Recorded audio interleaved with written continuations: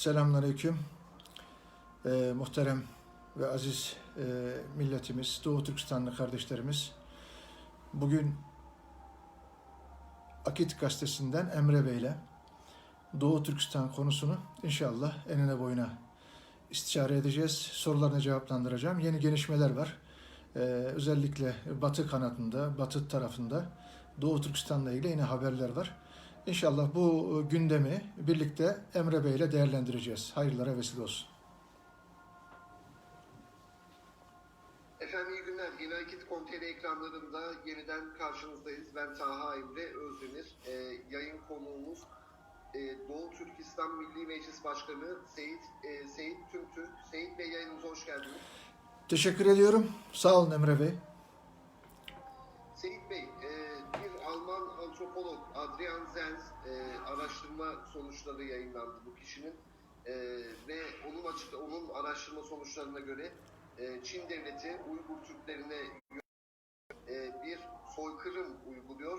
Soykırım olarak yorumlanmasının sebebi de Uygurluk kadınların doğum hatlarıyla, doğum kontrol hatlarıyla ya da diğer yollarla doğum yapmalarının engellenmesi olarak bu olması sebebiyle böyle yorumlanıyor. Alman antropologun bu araştırma sonuçlarından yola çıkarak siz neler söylersiniz efendim?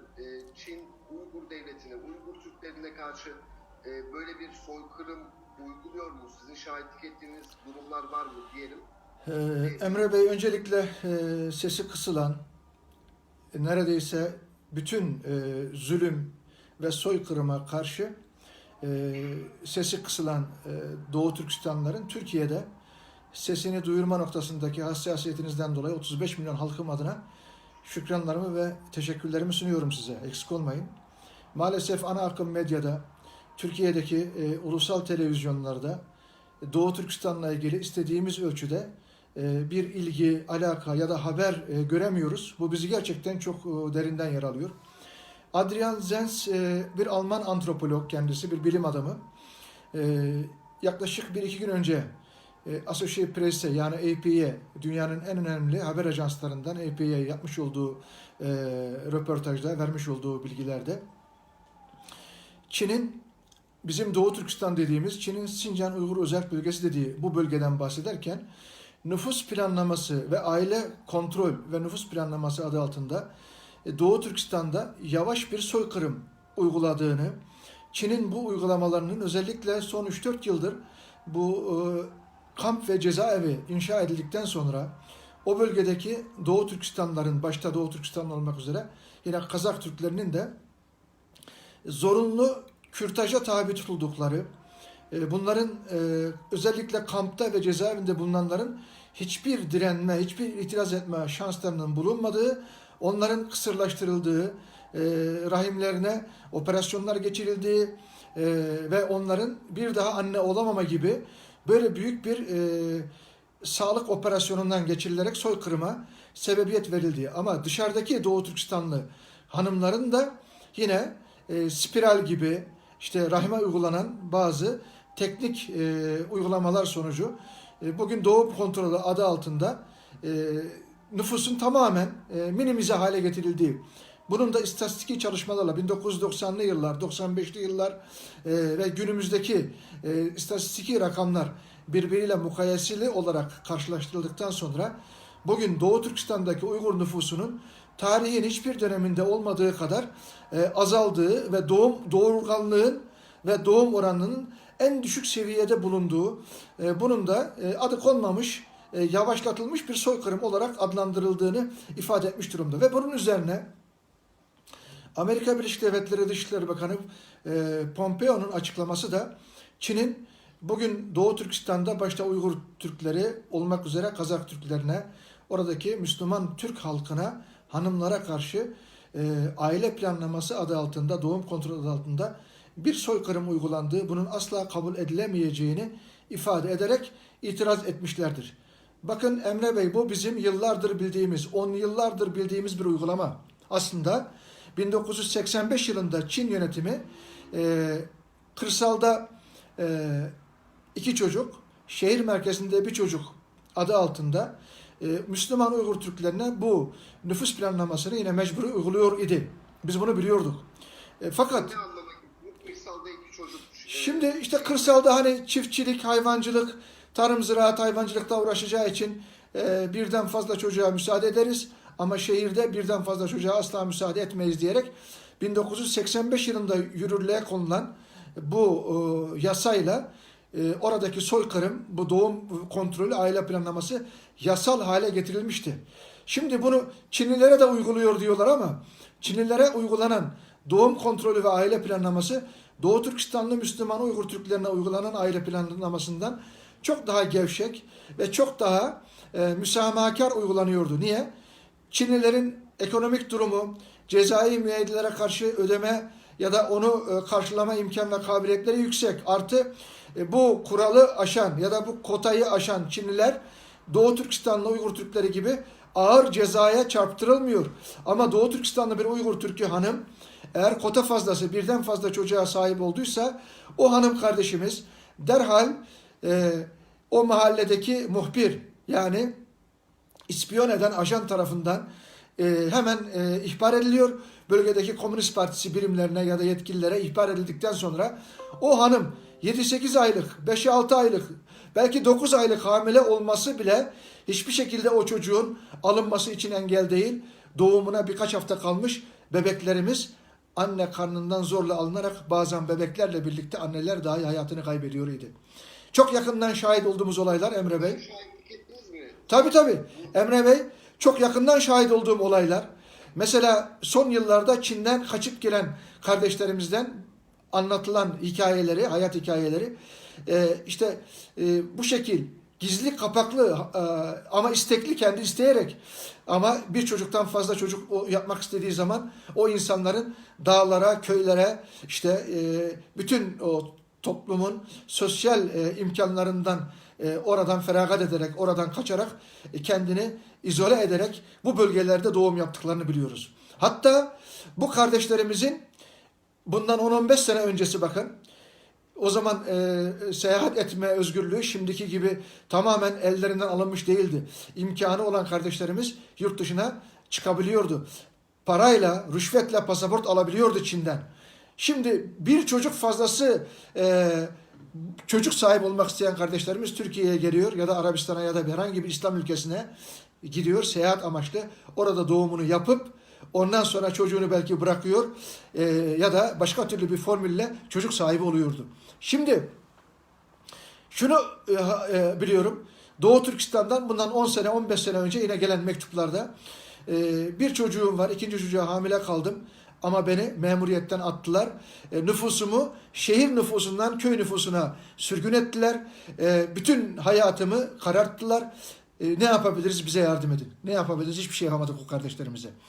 7-8 aylık kardeşlerimizi zorla götürüp iğne vurularak iğneyle anne kanındaki doğumuna birkaç hafta kalmış kardeşlerimizin bebeklerinin katledildiği bilgisini aldık. Bazen o operasyonlarda annelerin dahi hayatını kaybettiğini biliyoruz. Çünkü sağlıksız şartlarda insanın değerinin affedersiniz bir hayvan kadar olmadığı bir ülkeden bahsediyoruz. Çin Komünist yönetimindeki Doğu Türkistan'dan. Seyit Bey şunu sormak isterim. Şehir merkezinde birden fazla çocuğu olan Uygur Türk'ü yok mu efendim? Şimdi şehir merkezinde uygulamaya göre, Çin'in bu yasalarına göre birden fazla çocuk sahibi olmak yasak. Şimdi buna tevessül edenler, çocuk sahibi olanlar ceza ödüyor, sürgün ediliyor, memuriyetinden, işinden olunuyor, büyük bir yıkıma uğruyor. Şimdi hiç yok mudur derseniz, hiç yoktur diyemem. Elbette kaçak göçek bu riski, bu bedeli göze alan kardeşlerimiz ikinci çocuk sahibi olabilmiştir. Mesela bazıları Rabia Kadir Hanım'ı gündeme getirirler. Mesela Doğu Perinçek diyor ki geçtiğimiz aylarda ulusal televizyonlarda işte Çin'de doğum kontrolü var, aile planlaması var. Ya Uygurlara kısırlaştırıyorlar. Çocuk edinme hakkını ellerinden alıyorlar. Bu yalan, öyle bir şey yok. Rabia Kadir'in 16 çocuğu var diye. Burada bir manipülasyon, bir dezenformasyon ve Türk milletini, Müslüman Türk milletini Doğu Türkistanlarla ilgili yalan ve yanlış bilgilerle yanıltma girişimi vardır. Rabia Hanım'ın çocuklarının hepsi 1985 yılından önce doğan çocuklardır. Rabia Hanım 2 evlilik yapmıştır. Rabia Hanım'ın birinci eşinden 8-10 tane çocuğu var. İkinci eşinden işte diyelim geri kalan çocuklar olmuştur. Birinci eşi Komünist Partisi üyesi olduğu için o kocasından ayrılarak Doğu Türkistan'da Doğu Türkistan milli mücadelesine katılmış bir vatanseveri kendisine eş olarak buluyor ve onunla evlilik yaptıktan sonra diğer çocuklara dünyaya geliyor ve 10 küsür çocuğu 2 eşinden olmakta ve bu yasaktan önce olan çocukları, yani bunu da bu sizin sorunuz vesilesiyle aydınlığa kavuşturmak isterim. Burada kimse Doğu Türkistan'da olup biten zulmü sümenaltı etmeye ya da gölgelemeye çalışmasın. Orada bir zulüm, bir soykırım var. Biz 30 yıldır biliyorduk bunu Emre Bey. Ama ilk defa bir bilim adamı, bir antropolog, Alman Zenk bunu AP haber ajansında, Associated Press haber ajansında o haberin bir parçası olarak bu araştırmalarını paylaştı ve derhal Amerikan Dışişleri Bakan Pompeo da bu konuyla ilgili Çin'e karşı bir uyarı mahiyetinde açıklamada bulundu ve Associated Press'teki bu antropolog, Alman araştırmacı, bilim adamı Zenk'in açıklamalarından sonra bütün medyada bugün 2 gündür, dün ve bugün görüyorum ki ciddi bir Çin'e karşı bir infial ve bir farkındalık oluştu. Ama bu yeni bir olay değil Emre Bey. Eksik olmayın. Siz bunu Türkiye kamuoyunda belki ilk defa bizim ağzımızdan gündeme getireceksiniz. Ama 30 yıl geciken bir haber. Çünkü Çin kapalı bir rejim, kapalı bir yönetim, diktatöryel bir yönetim. Ne seyahat özgürlüğü var, ne haber alma özgürlüğü var, ne bizim yaşam hakkımız, ne din ve vicdan hürriyetimiz, ne çocuklarımıza eğitim hakkımız. Birleşmiş Milletler İnsan Hakları Evrensel Beyannamesi'nde hak olarak tanınan, bütün insanlar için evrensel hak olarak tanınan İnsan Hakları Evrensel Beyannamesi'nin hiçbir hakkını Doğu Türkistan'daki Müslüman Uygur halkı kullanamamakta. O yüzden biz oradaki zulüm, soykırım, katliamları ancak yıllar sonra haberdar olabiliyoruz. Biz Doğu Türkistanlı olmamıza rağmen. Bugün bir Doğu Türkistanlı kardeşimiz Doğu Türkistan'daki anne babasından, hanımından, kocasından, çocuğundan haber alamamakta. 21. yüzyıldayız Emre Bey. Çağımız 2020 yılı, 21. yüzyıl iletişim, haberleşme ve teknoloji çağı. Şimdi size ben şunu söylersem, burada 10 binlerce Türkiye'de yaşayan Doğu Türkistanlı kardeşimiz 2016 yılından beri Çin'in kapalı kutu haline getirdiği ve kampa cezaevine attığı anne babası, eşi, çocuğundan, kardeşinden haber alamıyor. Telefonla dahi görüşemiyor. Ne internet ne sosyal medya. Hiçbir şekilde hayatta mı değil mi, kampta mı, cezaevinde mi haberimiz yok dersem bize karşımızdaki muhatap ya bu atıyor mu, yalan mı söylüyor? 21. yüzyılda 2020 yılında böyle bir şey olabilir mi? 35 milyon bir coğrafyadan bahsediliyor. Bu mümkün mü diye bizi belki yalancılıkla ya da abartıcı, acite edici bir ithamla ya da o nazarla bakabilir ama maalesef Doğu Türkistan'ın içinde bulunduğu durum bugün bu Emre Bey. Seyit Bey, Alman antropologun araştırmasına baktığımız zaman aslında onun da bu yasadan haberi olmadığını mı düşünmemiz gerekiyor? Yani zaten 1985 yılından beri bir çocuk sınırlaması varsa bu doğal olarak bir soykırım anlamına geliyor. Aynen. Ve açıklamanızda siz de şimdi belirttiniz. Uygur kadınlarına işte doğum kontrol haplarıyla veya spiral gibi farklı yöntemlerle, yani bunun sebebi aslında bir çocuk sınırını aşmamaları için bir koruma yöntemi olarak açıklıyor o zaman Çin devleti. Evet. Şimdi şu var. İhtimaldir ki Alman bilim adamı Adrian Zenk de Doğu Türkistan'da 1985 yılından beri şehirde tek çocuk ve aile planlaması adı altındaki bu soykırımdan haberi yoktu. Muhtemel. Çünkü benim bugün bu antropologun, bilim adamının röportajında aldığım bilgiler 2000'li yıl öncesi, yani 95'li yıllardan bahsediyor.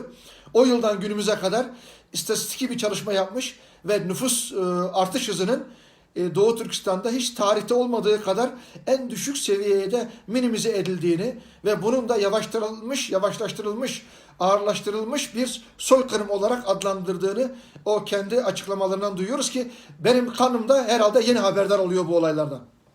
Evet. Şimdi siz 1985 yılından beri böyle bir yasa olduğunu söylüyorsunuz zaten. Çin devleti için de bu yasanın geçerli olduğunu ama gevşek uygulandığını ifade ettiniz. Doğru değil mi? Doğru. Evet, doğru. Yani, şimdi Uygur Türklerinin nüfusuna baktığınız zaman istatistiki rakamlara göre de bir düşüş olduğunu belirttiniz. Çin devletinin istatistiki rakamlarında da bir düşüş var mı? Çünkü aynı yasa sözde onlara da uygulandığı için. Çok güzel bir soru sordunuz Emre Bey. Bakın 1911'li yıllarda Doğu Türkistan'a Sovyetler Birliği'nden, Türkiye'den yani Osmanlı coğrafyasından birkaç bilim adamı, seyyah oraya seyahate gidiyor. Bunların yapmış olduğu araştırmada o dönemde 9 ila 11 milyon civarında Türk kökenli Müslüman ahalinin Doğu Türkistan'da yaşadığı ifade ediliyor. Bakın 1910'lu yıllar yani yaklaşık 110 sene önce.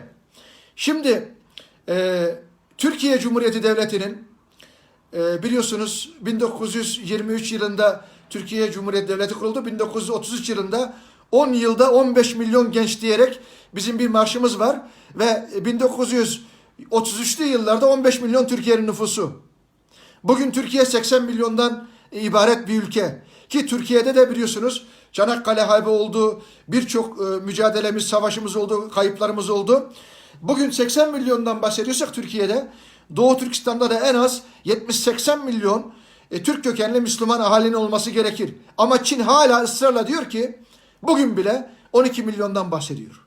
Yani 110 yılda Doğu Türkistan'da hiç mi insan evlenmedi? Hiç mi çocuk dünyaya gelmedi? Çin o kadar hayasızca ve ahlaksızca bir manipülasyon ve bir sahtekarlığı nüfus üzerinde oynuyor ki bugün Çin'in gerçek anlamda Doğu Türkistan'daki nüfusu açıklamadığı, oradaki istatistik bilgileri hiçbir şekilde yayınlamadığı, bunun arka planında o bölgeyi tamamen nüfusunu asimile ederek, Çinli göçünü teşvik ederek, Doğu Türkistanları Çin'in değişik bölgelerine transfer ederek, demografik yapıyı değiştirerek, gelecekte kendi eliyle o bölgede bir demokratik seçim dahi olsa, Doğu Türkistan'ın Çinlilerin takma ismi Sincan olarak yani yeniden inşa edilmiş, yeniden ihya edilmiş, yeniden kazanılmış topraklar anlamına gelen Sincan ismine uygun hale getirmek için bugün Doğu Türkistan'ın içi boşaltılıyor.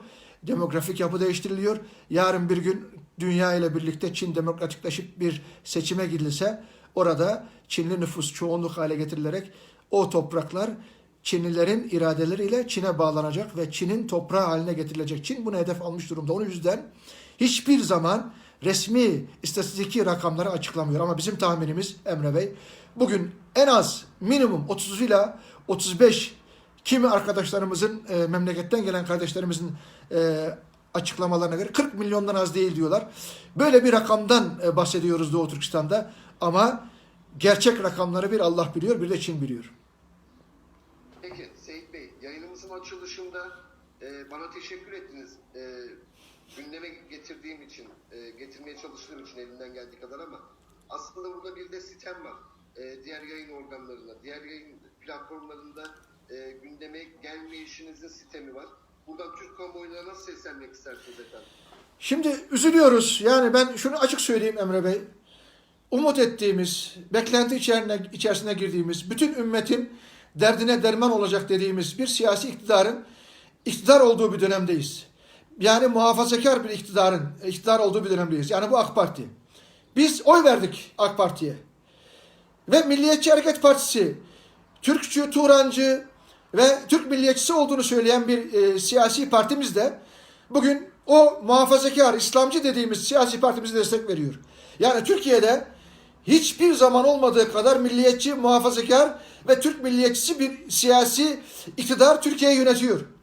Böyle bir yönetimin Türkiye'de hüküm sürdüğü bir dönemde Doğu Türkistan meselesinin vebalıdan kaçar gibi bu kadar imtina edilmesi, kaçılması, Doğu Türkistan meselesi sümen altı edilmesi, Doğu Türkistan'da zulüm arş-ı alaya çıkmışken Doğu Türkistanlı kardeşlerimizin feryatlarına bizim beklentilerimizi karşılayacak.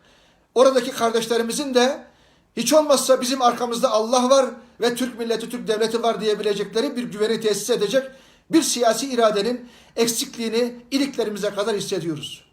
Bu bizi üzüyor.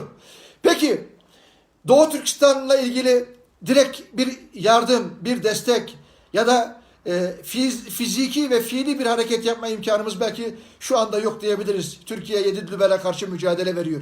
İçeride ve dışarıda her türlü kumpas Türkiye'ye karşı kurulmuş, bunu görüyoruz. Böyle bir realiteyle de karşı karşıyayız. İçerideki DAEŞ, FETÖ terörü, Suriye'deki PKK, PYD, YPG terörü, bunun Batı tarafından, özellikle Amerika tarafından Türkiye'ye karşı bir koz, bir kart olarak kullanıyor olması, Türkiye'nin ne kadar zor bir süreci geçirdiğini biliyoruz. Bunda hiç şüphemiz yok. Ama devlet olmak, büyük devlet olmak, ideal sahibi devlet olmak, bütün ümmete lider olabilmek, bu iddianın sahibi olabilmek, bugün Suriye'de, Irak'ta, Mısır'da, hatta Libya'da kahraman ordumuz, askerlerimiz hakkı üstün tutmak ve zalime karşı durmak için orada mücadele veriyorsa bundan ancak şeref duyarız, onur duyarız, dua ederiz. Ve bundan hiçbir şekilde de kıskanmayız bu operasyonları. Peki Doğu Türkistan ümmetin en mazlum coğrafyası değil mi? Doğu Türkistan bu milletin hem din hem de akrabası, yani iki kere kardeş olduğumuz bir coğrafya. Şimdi bize İslam kardeşliği hukukuyla Suriye, Mısır, Irak, Libya, Filistin, bu coğrafyalara biz her türlü ekonomik, askeri, siyasi desteğimizi uzatırken 4 milyon Suriyeli muhacir kardeşimize 50 milyar dolar biz maddi destek vererek, onların 150 bin kadarını vatandaş kabul ederek, Türkiye Cumhuriyeti vatandaşını alarak her türlü fedakarlığı, her türlü himayeyi ve hamiyetperverliği gösterirken bugün Doğu Türkistan'la ilgili bu sessizlik, bu sükut ve 3-5 bin Türkiye'deki Doğu Türkistan'la ilgili onların ikamet ya da vatandaşlık meselelerinin çözüme kavuşmaması, onların sağlık problemlerinin çözüme kavuşmaması, onların eğitim problemleri, çalışma ve sosyal güvenlikten mahrum edilerek çalışamaması, 3-4 bin Doğu Türkistanlı kardeşimizin bugün 4 milyon Suriyeli kardeşimize sahip çıktık dediğimiz bu sözümüz 3-4 bin Doğu Türkistanlıyı kapsamıyorsa bu inandırıcılıktan uzak olur.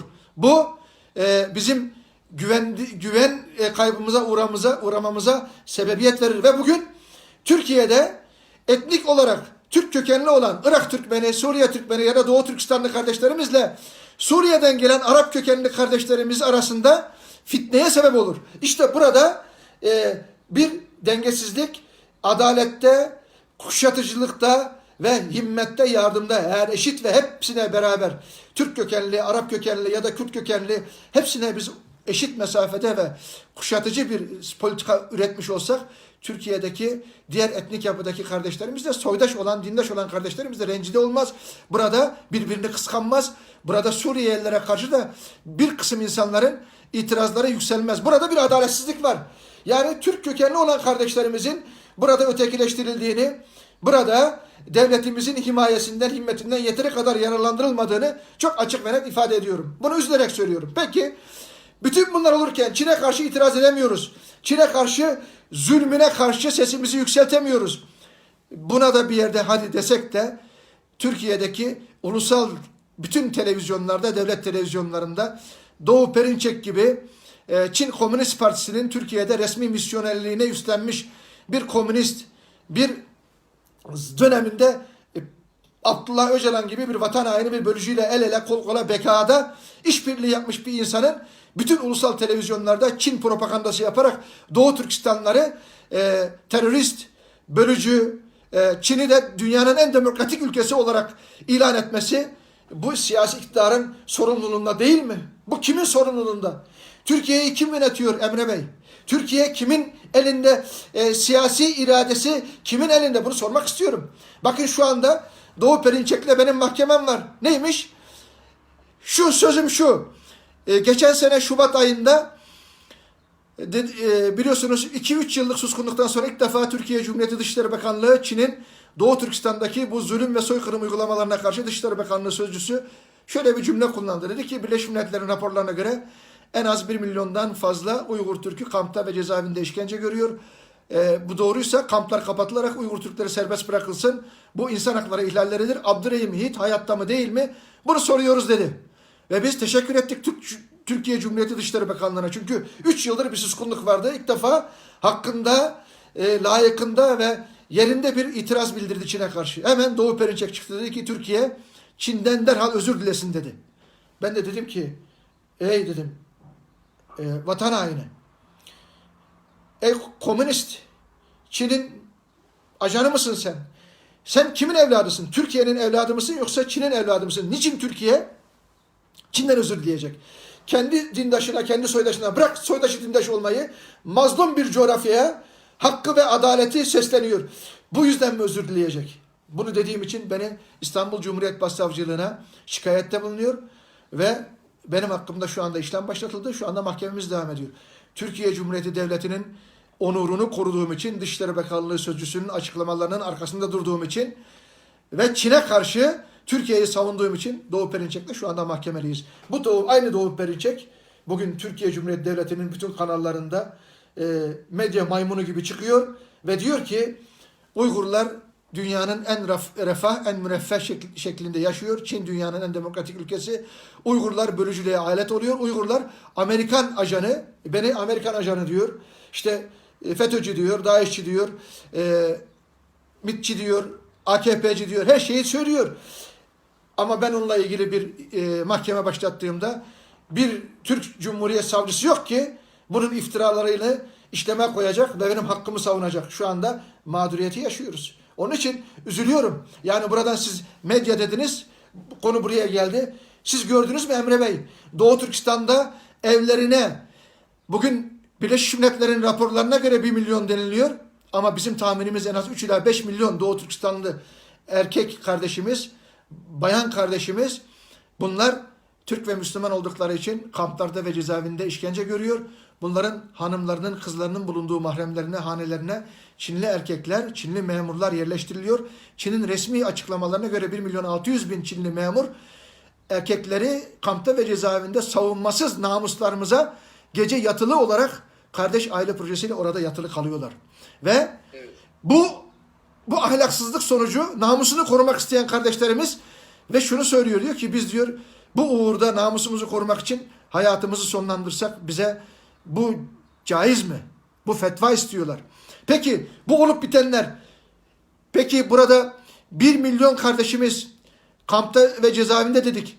Yüz binlerce evladı kampta ve cezaevinde anne babası olan, ebeveynleri kampta ve cezaevinde olan yüz binlerce 5-6 yaşındaki çocuğumuz ıslah evlerinde, yetimhanelerde domuz etiyle, komünist ideolojiyle mankurtlaştırılıyor. Dinine, milletine, anasına, babasına, vatanına birer hain olarak yetiştiriliyor. Bu kardeşlerimiz Çin'in elinde. Anne babası yok. Yani gelecekte Çin bizi evlatlarımız eliyle intikam alacak. Bizi her türlü kötülüğü, her türlü düşmanlığı kardeşe vurdurarak oradan kendine pay çıkartacak. Bunlar yaşanıyor. Hangileri Türkiye'deki bir televizyon kanalında verildi şimdiye kadar Emre Bey? Bu Türkiye'deki televizyonlar kime hizmet ediyor? Bakın Çin Doğu Türkistan'daki kampta ve cezaevindeki tutsaklarımızın, esirlerimizin organlarını alıyor ve bunları Çinli iş adamlarının, siyasetçilerin, generallerin organ ihtiyacını karşılıyor. Arta kalanları da İslam dünyasına helal organ diyerek organ pazarlıyor. Şimdi Doğu Türkistan'da bu yaşanan zulümlerin hangi birini Türkiye'de TRT verdi? TRT Avaz. TRT Avaz Türk dünyasıyla yayın yapmayla yönelik kurulmuş bir yayın organı. Türk devletinin Türk dünyasına yönelik sesi Avaz diye koydu. Bütün Türk dünyasındaki sesin ortak anlamı avazdır. Uygurca da avazdır, Türkmence de avazdır, Türkçe de avazdır, Kırgızca da avazdır. Doğu Türkistan'da Uygurların avazı çıkmıyor ama TRT Türk devletinin, Türk dünyasının sesi olacak Avaz televizyonunda Doğu Türkistan'la ilgili hiçbir haber yok. Yıllardır biz her kanalda derdimizi anlatıyorduk. O zaman zulüm bu kadar değildi. Şimdi ben ulusal kanallara, devlet televizyonlarına telefon açıyorum, rica ediyorum, yalvarıyorum. Diyorum ki lütfen Allah rızası için, hani bir söz var. Zulme karşı durunuz. Eğer zulme karşı duramıyorsanız hiç olmazsa zulmü duyurunuz. Zulme karşı sessiz kalan dilsiz şeytandır. Zulme rıza zulümdür. Bunlar hep bizim dini düsturlarımız ve dini öğretilerimizin bize tavsiyeleri. Bu öğretilerin neresindeyiz biz? Şimdi bunu dediğimiz zaman Doğu Perinçek çıkıyor, diyor ki bunlar Amerikancı, şucu bucu. Ya Amerika'dan bana ne? Amerika'nın Çin'le alıp veremediği var, Çin'le mücadelesi var. Belki bu sebeple Doğu Türkistan meselesine ya da Uygur meselesine ilgi duyuyor. O onun kendi bileceği bir şey. Ben haklı olarak Doğu Türkistan'a kim sahip çıkarsa ben ona teşekkür ederim. Burada bir yanlış insanın ya da yanlış bir ülkenin haklı Doğu Türkistan davasına sahip çıkması Doğu Türkistan davasını lekelemez, Doğu Türkistan davasını haksız konuma düşürmez. Ama neye düşürür biliyor musunuz Emre Bey? Sorumluluğu olan Türkiye Cumhuriyeti Devleti'ni yöneten siyasilerimiz, Türk'üm ve Müslümanım diyenler, basın ve medya patronları eğer burada Amerika'yı öne sürerek, Amerikan oyunudur diyerek bu yalanın arkasına ve gölgesine sığınarak Doğu Türkistan davasından kaçmaya çalışırsa en büyük ahlaksızlığı ve en büyük sorumsuzluğu bunlar yapmış olurlar. Bunu da açıkça söylemek istiyorum. Burada herkes kendi görevini yerine getirmek zorunda. Biz sahip çıkalım Emre Bey. Niye Türkiye Cumhuriyeti Devleti bugün Yedi Dübel'e karşı mücadele veriyor? Davos'ta Filistin meselesinde Perez'e karşı one minute diyebilen o irade ki bugün karşısındaki irade dünyayı parmağında oynatan irade değil mi? Amerika'yı yöneten, dünyayı yöneten ekonomisiyle, medyasıyla, her şeyiyle. Davos'ta one minute diyebilen o irade bugün Doğu Türkistan'da namuslarımız kirletilirken bizim yanımızda olması gerekir. Bakın bir karşılaştırma yapmak istiyorum. Asla ve asla burada Filistin davasını küçümsemek ya da hafife almak maksatım değil. Filistin'de hangi Filistinli kardeşimizin namusu İsrailli Yahudiler tarafından ayak altı ediliyor? Hangi Yahudi Filistinli Müslüman kardeşimizin evine girerek orada gece konaklıyor? Böyle bir şey yok. Ama Doğu Türkistan'da bunlar yaşanıyor. Nerede bizim Müslümanlığımız? Nerede bizim Türklüğümüz? Nerede bizim insanlığımız? Bir yerde bir zulüm varsa bizim dinimizin öğretisi şudur ki bütün Müslümanlar o zulümden, o yaşanan namussuzluktan sorumludur. Bunu buradan hatırlatmak istiyorum. Peki. Seyit Bey çok teşekkür ederim. Vaktinizi ayırdınız. İlerleyen günlerde yeniden... Ben şu konuyu söyleyerek programı bitirmek istiyorum. Bakın Emre Bey, bundan birkaç gün önce İstanbul Çırağan Sarayı'nda bir resepsiyon verildi. Çin'in Ankara Büyükelçiliği İstanbul'daki Çırağan Sarayı'nda gerçekleşen resepsiyona Türkiye'deki bütün siyasilerimizi çağırdı. Muhalefet partisi, iktidar partileri, hatta Doğu Perinçek de orada başroldeydi.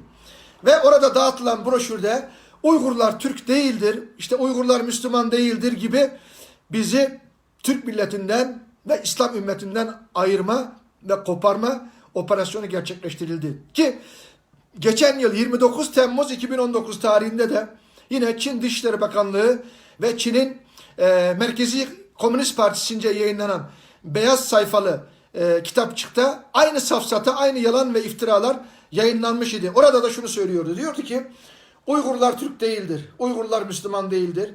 Uygurlar işte Moğollarla bilmem nelerin kırmasıdır. Çinlilerin akrabasıdır. Türklerle hiçbir akrabalık bağı yoktur. Uygurlar İslam dinine de zorla girmiştir. Kılıç zoruyla girmiştir. İşte İslam dinini de kendi hür iradesiyle kabul etmemiştir gibi bizi burada hem İslam dünyasından hem Türk milletinden kopartma girişimleri var. Niye bunu söylüyor? Niye bunu düşünüyor? Çünkü bizi Türk ve İslam kimliğinden kopardığı zaman istediği gibi soykırımını yapacak, istediği gibi zulmünü uygulayacak ve istediği gibi bizi bitirecek. Burada şunu söylemek istiyorum. Geçen yıl 2019 yılında 29 Temmuz'da Çin'de Çin Dışişleri Bakanlığı ve Çin Komünist Partisi tarafından yayınlanan beyaz sayfalı bu bildiri. Buna kimse itiraz etmedi. Çin'in içinde gerçekleşen bir iftira ve yalandı Doğu Türkistan'la Uygur Türkleri ile ilgili. Peki birkaç gün önce İstanbul'da bizim daha önceki payitahtımız olan ve dünyanın en büyük metropollerinden olan 20 milyon Müslüman Türk'ün yaşadığı İstanbul'da Çırağan Sarayı'nda düzenlenen resepsiyonda aynı safsata ve yalanı Uygurlar Türk değildir, Uygurlar Müslüman değildir lafını orada söylüyor ve broşür dağıtıyor.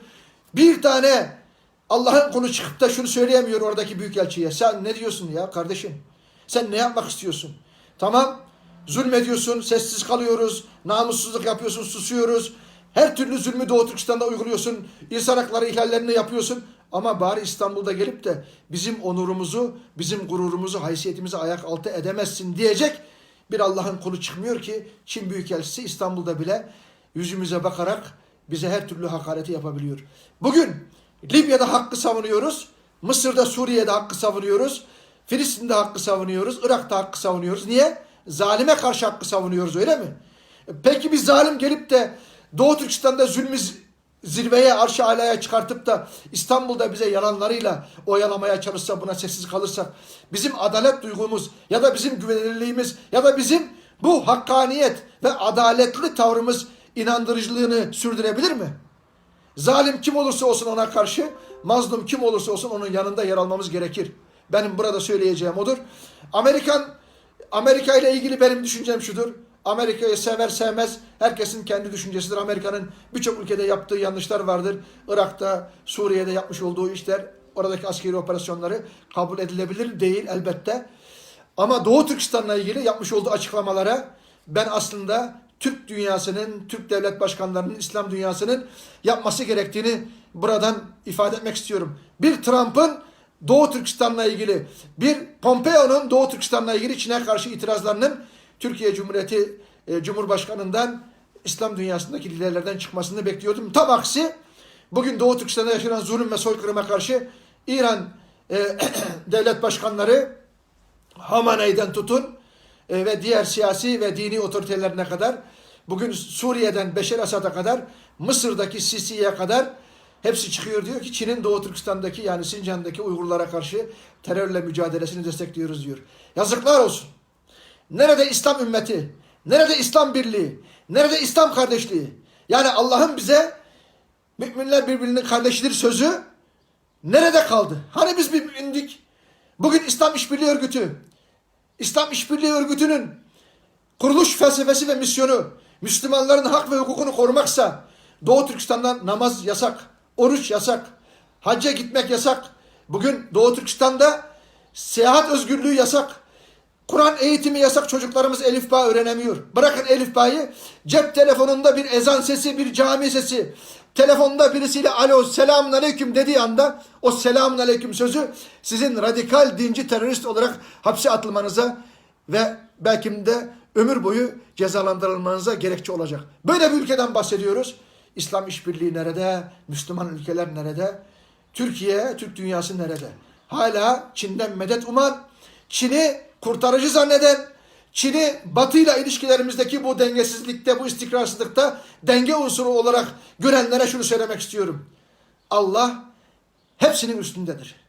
Yani biz kıldığımız namazda şunu söylüyoruz. 5 vakit namazda 40 rekat İyyâke nâbudu ve İyyâke nestaîn. Yani yalnız sana iman eder ve yalnız senden yardım isteriz diyoruz. Ama bugün Çin'den medet umuyoruz.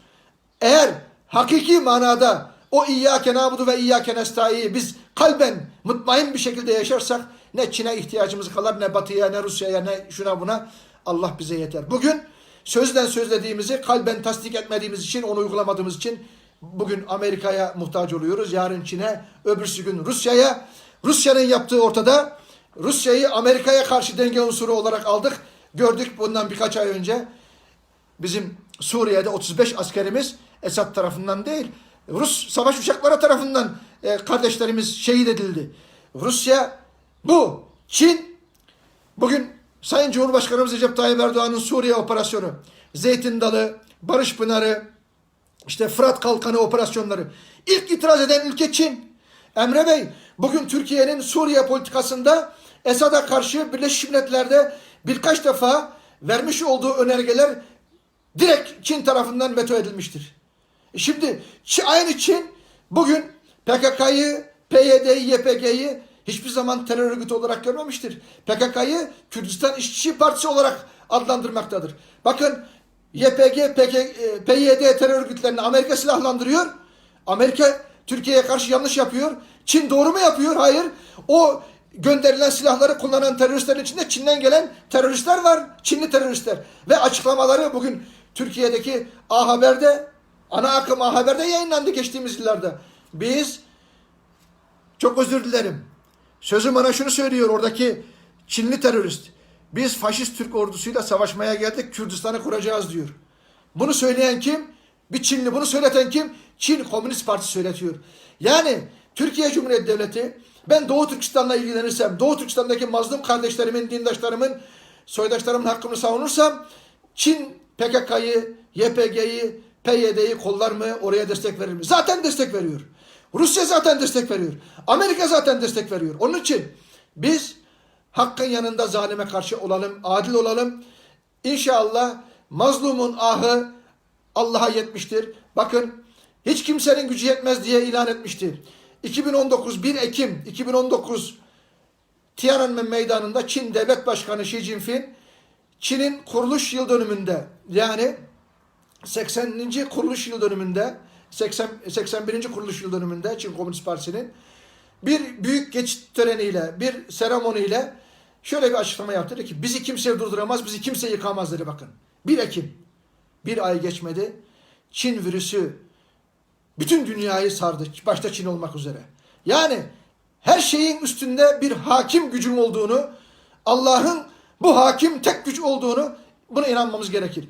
Bugün bu virüsle ilgili de bir iki cümle söylemek istiyorum. Bakın bugün 500 binden fazla insan hayatını kaybetti. Bu virüs nerede ortaya çıktı? Bu virüs Çin'in en büyük 2 mikrobiyolojik araştırma merkezinin bulunduğu Wuhan bölgesinde ortaya çıktı. Ve bu virüs Çin tarafından 2 ay gizlendi. Çin bütün dünyanın bilgi alma, o konuyla ilgili araştırma yapma taleplerinin hepsini reddederek o bölgeye daha hiçbir gözlemcinin gidişine izin vermedi. Hala kapalı Wuhan bölgesi. Ve şunu söylüyor, diyor ki bu diyor işte yarasından bulaştı, fareden bulaştı, kurbağadan bulaştı, işte bilmem neden bulaştı. Gerek Çin'in mikrobiyolojik silah üretmek için Wuhan'daki 2 mikrobiyoloji laboratuvarında üretmiş olduğu biyolojik silah üretirken tedbirsizlik ya da dikkatsizlik sonucu kaçırmış olsun.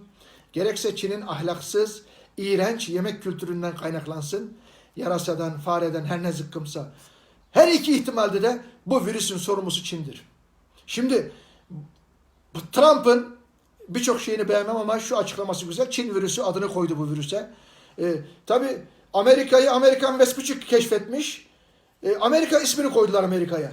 Bugün kim icat etti, kim keşfettiyse o patentle, o isimle zikredilir. Bu virüsün adı Çin virüsüdür ve Çin bugün 500 bin insanın hayatını kaybettiği, 10 milyona yakın insanın virüsle bulaş ve virüsle ilgili mağduriyet yaşadığı, yani yine dünyada bu hastalığın veba şeklinde dünyaya trilyonlarca dolar ekonomik maliyet ve dünyadaki insanlara psikolojik, sosyolojik ve her açıdan açmış olduğu bu zararın bedelini Çin'in ödemesi gerekiyor. Türkiye'de ölü sayısı bugün 50 bine dayandı. Neredeyse 50 bin civarında.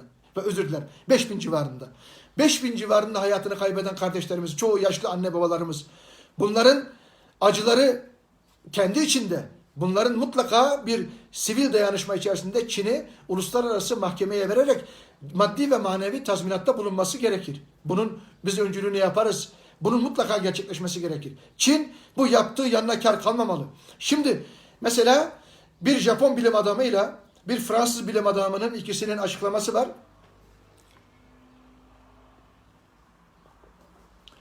Japon Tasuku Hanji ile Fransız Tedros Adhanom.